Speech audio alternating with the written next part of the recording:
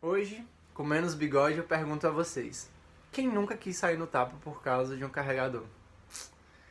Quem é que tava ali com 1% de bateria, o celular tava descarregando e precisava mandar uma mensagem urgente, ou pro crush, ou pra crush, ou pro pai, pra mãe, e o celular simplesmente descarregou?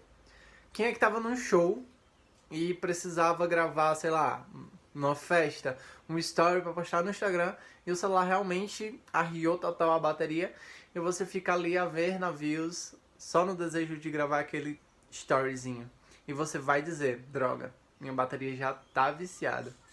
E aí onde a gente começa a entender que como é que funciona esse dispositivozinho que a gente carrega na mão? Como é possível recarregar esse dispositivozinho? Você já deve ter escutado na casa de você, deixa o celular descarregar completo para poder dar uma carga, não deixa o celular carregando a noite toda. Algumas coisinhas que às vezes é mito, às vezes não. E hoje a gente vai entender um pouco isso. Mas para aguçar um pouco mais para o conhecimento de vocês, a curiosidade, é interessante saber que uma bateria ela é uma sequência de pilhas.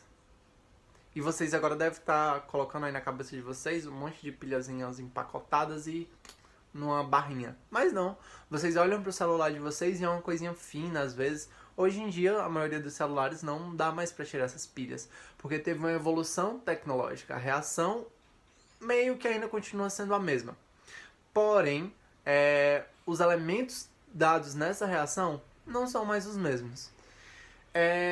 A gente vai falar, para poder falar dessa bateria e tal, sobre efeito memória. Mas a gente só vai abordar isso no finalzinho da aula.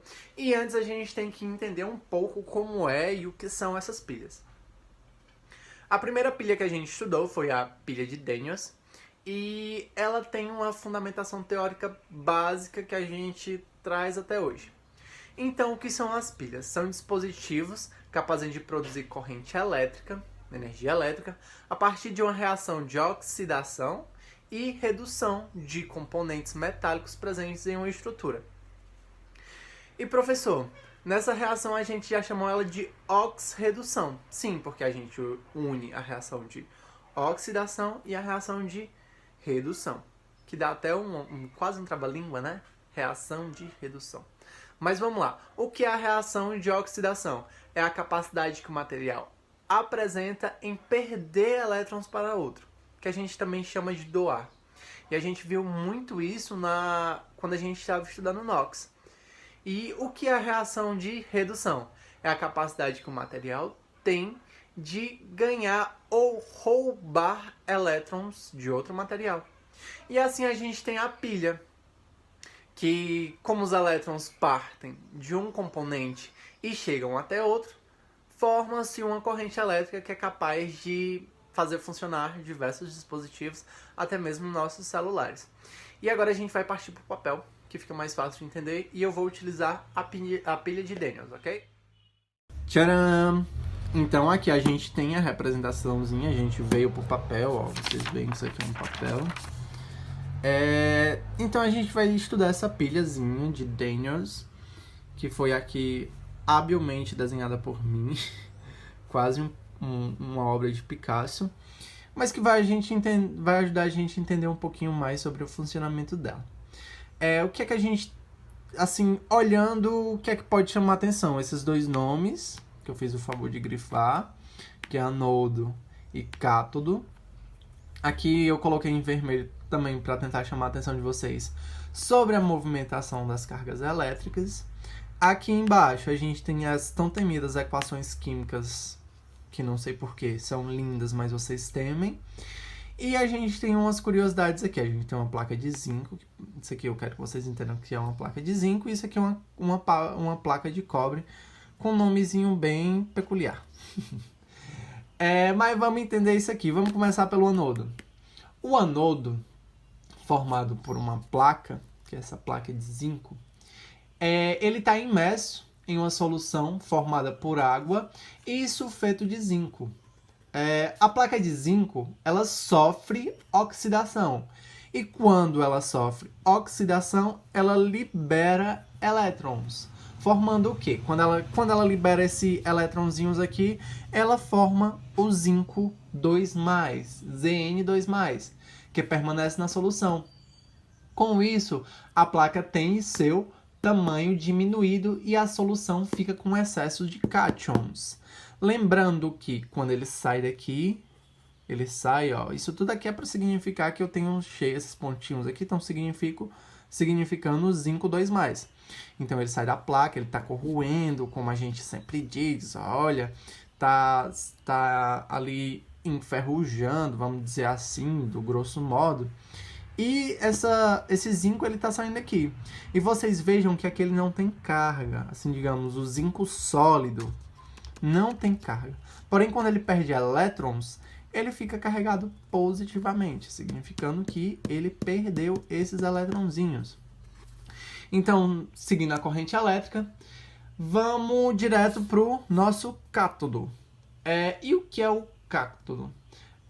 Essa plaquinha, essa placa de cobre, ela está imersa em uma solução também, formada por água e sulfato de cobre. Na solução existe cátion de cobre, os quais, ao receber elétrons vindos do ânodo, aqui, ó, esses elétronzinhos vindos do ânodo, transformam-se em cobre sólido. Ou seja, na minha solução, eu tinha meu cobre 2+, eu recebi os 2 elétrons que veio lá do meu ânodo, e o que foi que aconteceu? Eu consegui que meu cobre se tornasse estável, assim digamos, porque ele recebeu os 2 elétrons que ele estava precisando. E o que acontece? Ele se deposita nessa placa. E aí se transforma em cobre sólido.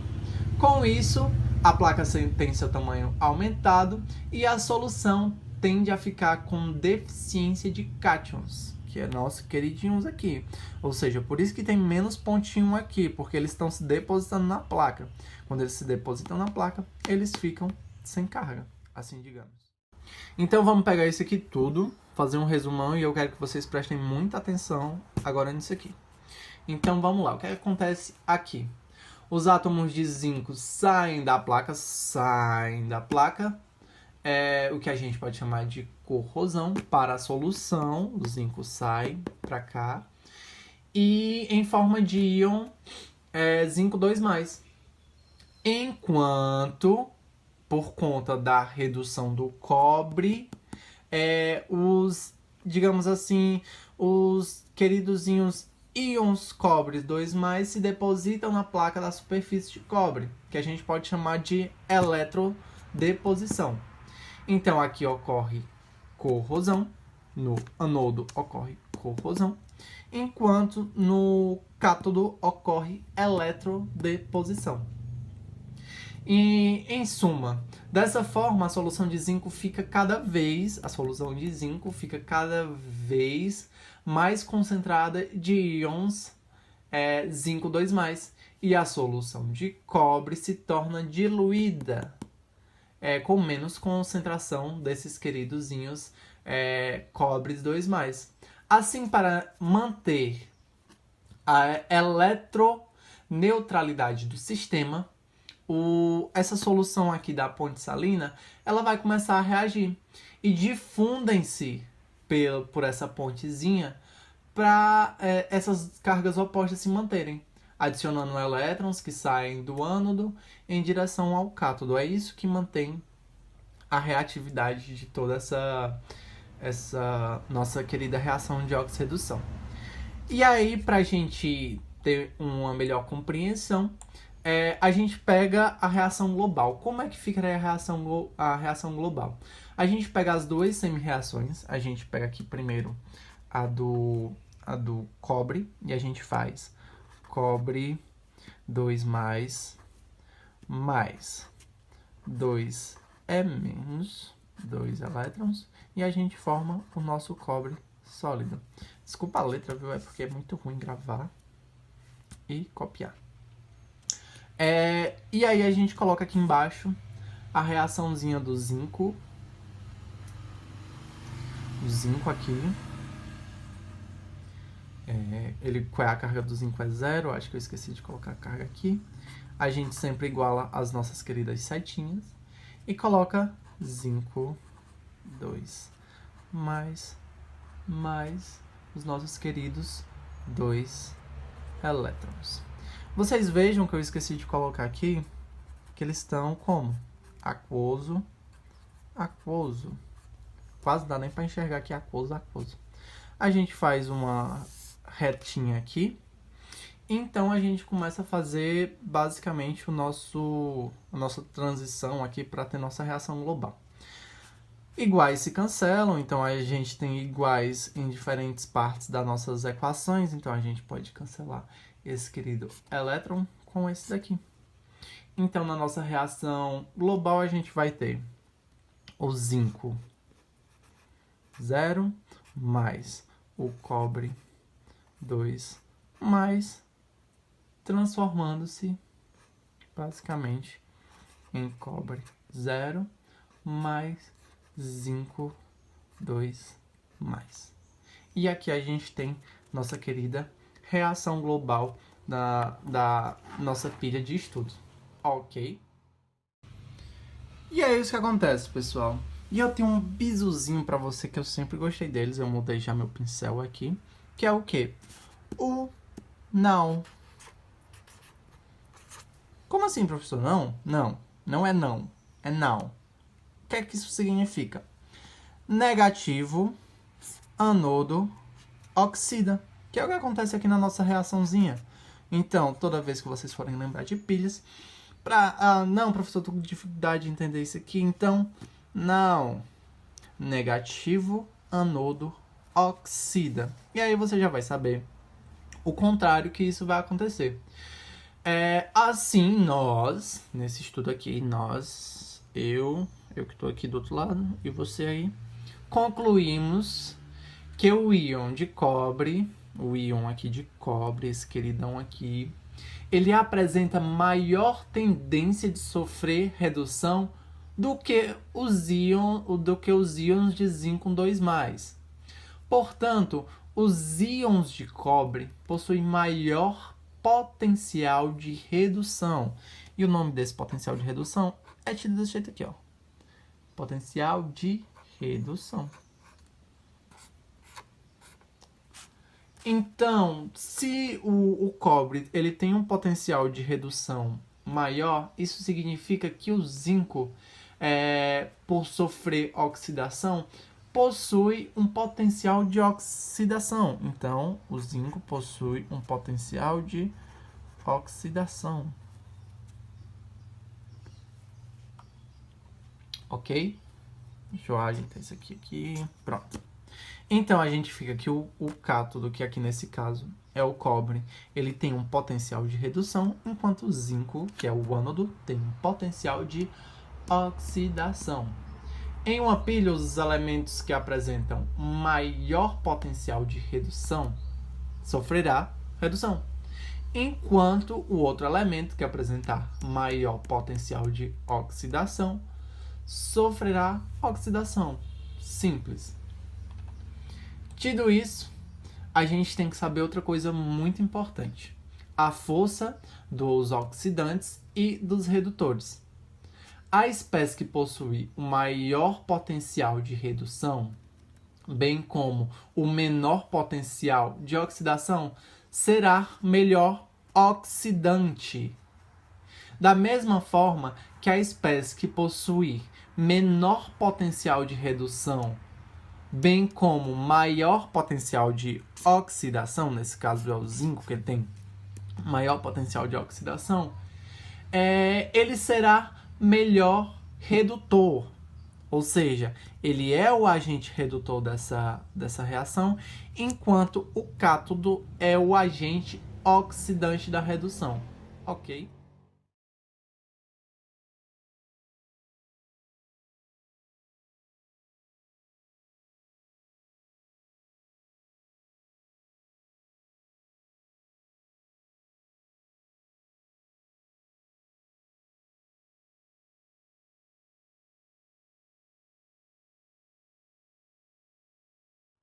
Eu quero que vocês fixem muito... Eita, apareci de uma vez. Enfim, de novo.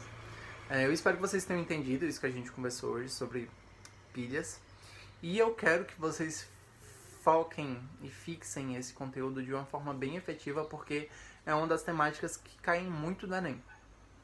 Às vezes elas vêm cobrando só questão teórica, às vezes elas pegam essas equação global, como a gente fez, a gente ainda vai fazer mais um pouco, principalmente semana que vem com conteúdo novo, nessa provinha do Enem. Mas uma coisa interessante que vocês têm que saber também é o que a gente abordou no início da nossa aula. E a gente vai debater um pouco mais sobre pilhas e baterias referentes aos aparelhos eletrônicos. Então vamos lá dar uma situada sobre tudo isso. As baterias mais antigas, aquelas tijolão que a gente utilizava no nosso celular Nokia, que era até, a gente diz que duravam mais, mas na verdade é porque os celulares também tinham pouca aplicabilidade. Os celulares antigamente não tinham câmera, não tinha Instagram, não tinha essas redes sociais que a gente utiliza hoje. Então a gente utilizava o nosso aparelho basicamente para atender e fazer ligações, só isso. Então por isso que durava tanto, porque a gente não utilizava de forma tão efetiva, de forma não tão assídua. Porém, as baterias antigamente eram prejudiciais ao meio ambiente, porque elas eram compostas de níquel e cádmio, que eram muito poluentes, e elas foram substituídas pelas de níquel e hidreto metálico. Porém, as mais modernas são as baterias de íons de lítio, que são as utilizadas nos celulares e nos notebooks, esses aparelhos que têm uma carga, uma durabilidade maior. E já nos automóveis, que são aquelas baterias enormes, pesadas, são formadas de chumbo e de ácido.